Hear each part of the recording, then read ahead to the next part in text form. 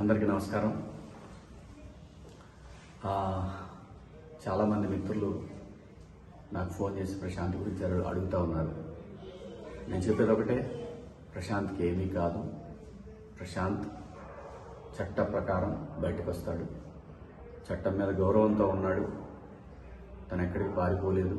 పారిపోయాడని చెప్పి రకరకాల థంబ్నెయిల్స్ పెట్టారు. అది చాలా బాధేసింది. దాని తర్వాత ఏంటంటే, ప్రశాంత్ ఎలాంటి వాడో 4 నెలలు ఒక హౌస్లో ఉండి చూశాను. వాడు చాలా మంచి కురాడు. ఓకే, వాయిస్ తోటి చిన్న గెలిచాను అనే ఆనందం ఒకసారి మనిషిని డామినేట్ చేయొచ్చు. ఏంటి, నేను అందరినీ కలవాలి, నా వాళ్ళందరూ వచ్చారు, ఇలాంటి పరిస్థితులు కొన్ని ఉంటాయి. అటువంటి పరిస్థితులు కొంచెం ఎక్సైట్మెంట్ ఫీల్ అయ్యింది. తను పొజిషన్లో ఆ ర్యాలీలో పాల్గొన్నాడు. కానీ తనకి తెలియదు. తను హౌస్లో నుంచి స్టూడియో నుంచి బయటకు రాకముందే కొంతమంది కంటెస్టెంట్ల కార్లు అద్దాలు పగలటం ఇవన్నీ జరిగినాయి. అది చాలా బాధాకరం. కానీ నేను అనేది ఆ విషయం ప్రశాంత్కి తెలియదు. బయట ఎవరి అభిమానులు ఎవరో వాళ్ళు చేశారు. చేసింది ఎవరైనా సరే జరిగింది చాలా పెద్ద తప్పు. అలా ఎప్పుడు చేయకూడదు. ఎవరి అభిమానులైనా కానీ ఈ కార్లు అద్దాలు పగలగొట్టాలి. ఏమొస్తుంది? లోపల ఫ్యామిలీలు ఉంటారు, తల్లిదండ్రులు ఉంటారు, వాళ్ళ ఫ్యామిలీ ఎంత బాధపడి ఉంటారు. ఎంత బాధపడటం కాదు, ఆ టైంలో వాళ్ళు ప్రాణాలు అరిచేతిలో పెట్టుకొని ఉంటారు. ఇలాంటివన్నీ చాలా తప్పండి. అది ఎవరైనా సరే, అభిమానులు కావచ్చు, అభిమానుల రూపంలో ఉండి కావాలని చేసిన వాళ్ళు కావచ్చు, దాన్ని తీవ్రంగా ఖండిస్తున్నాను. ఇంకో విషయం ఏంటంటే, ప్రశాంత్ గురించి నేను ప్రతిసారి మాట్లాడాల్సిన అవసరం లేదు. ప్రశాంత్ ఇష్యూ అయిన మొదటి గంట నుంచి ఈ క్షణం వరకు ప్రశాంత్ విషయంలో ఏం జరుగుతుందో ప్రతి ఇన్ఫర్మేషన్ నాకుంది. సో కాబట్టి నేను ప్రతిదీ ప్రూవ్ చేసుకోవాల్సిన అవసరం కూడా నాకు లేదు. ఎందుకంటే వాడికి నేనేంటో తెలుసు, నాకు వాడేంటో తెలుసు.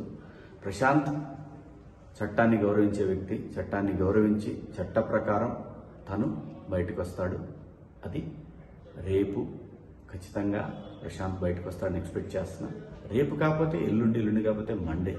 ఎందుకంటే ఇది చట్టానికి లోబడినటువంటి అంశం కాబట్టి, చట్టాన్ని మనందరం గౌరవించాలి కాబట్టి ప్రశాంత్ నేరస్తుడు కాదండి.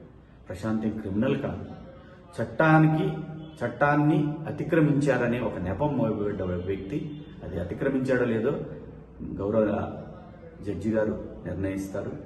డెఫినెట్గా ప్రశాంత్ నిర్దోషిగానే బయటకు వస్తాడు. ప్రశాంత్ గురించి మీరు ఎవ్వరు కూడా వర్రీ అవ్వాల్సిన అవసరం లేదు. వాళ్ళ నాన్నగారు, వాళ్ళ బావగారు, వాళ్ళ కుటుంబ సభ్యులు కంటిన్యూస్గా నాతో టచ్లో ఉన్నారు. అంతా కూడా కంట్రోల్లోనే ఉంది. ఎవరు కూడా భయపడాల్సిన పని లేదు, బాధపడాల్సిన పని లేదు. మనందరం కూడా చట్టాన్ని గౌరవించాలి, రాజ్యాంగాన్ని గౌరవించాలి. సో కాబట్టి బయటకు వచ్చి ప్రెస్ ముందుకు వచ్చి ఇంకొకటి కూడా, ఆ థంబ్నెయిల్స్ అన్ని చాలా బాధాకరంగా ఉన్నాయి. దేని గురించి థంబ్నెయిల్స్ ఎందుకు అలా పెట్టుకోవాలి?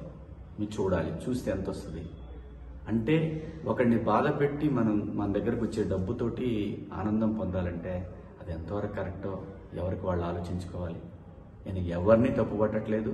ఒకసారి మనల్ని మనం ఆలోచించుకొని పెట్టే థంబ్నెయిల్స్ కనుక మీ కుటుంబ సభ్యులకు కూడా మీ గురించి కూడా అలా పెడితే ఎలాంటి బాధ ఉంటుందో అర్థం చేసుకొని కరెక్ట్ థంబ్నెయిల్స్ పెట్టండి. మీ ఇష్టం, పెట్టుకోండి, లేకపోతే లేదు. నా అభిప్రాయం నేను చెప్పాను. So Prashant is safe, is fine. ప్రశాంత్ని రేపు మనం చూస్తాం బయట. ప్రశాంత్ నేరస్తుడు కాదు, ప్రశాంత్ క్రిమినల్ కాదు, ప్రశాంత్ నిందితుడు కాదు. ప్రశాంత్ ఇప్పుడు ఒక బాధితుడు. ఇదైతే ధైర్యంగా చెప్పగలను. కాకపోతే ప్రశాంత్ కోసం జరిగిన ర్యాలీలో జరిగినటువంటి అపశృతుల వల్ల ప్రశాంత్ ఇబ్బంది పడుతున్నాడు. ఇది భవిష్యత్తులో కూడా ఎలాంటి పునరావృతం కాకుండా ప్రతి వాళ్ళు, అభిమానులైనటువంటి వాళ్ళు ఆలోచిస్తారని ఆశిస్తూ, సో ఈ 3 రోజుల నుంచి కూడా నేను నిజంగా హౌస్ నుంచి వచ్చాను కాబట్టి ఇంకా అది మా మైండ్లో నుంచి పోలేదు. మీకు ఎవరికి అర్థం కాదు. కొంచెం ఆ ఇది ఉంటుంది. నేను తట్టుకున్నాను, కానీ ఆ వయసుకి ఆ పిల్లలు తట్టుకోలేరు కాబట్టి కొన్ని ఆ ఇబ్బందులు కూడా ఉన్నాయి. సహృదయంతో మీరు అందరూ అర్థం చేసుకుంటారు. నిన్ననే యావర్ని కలిశాను. నిన్న కాక మొన్న నైట్ యావర్ని కలిశాను. కలిసింది ప్రతిదీ చూపించుకోవాల్సిన అవసరం లేదండి. చూపించాల్సిన అవసరం లేదు.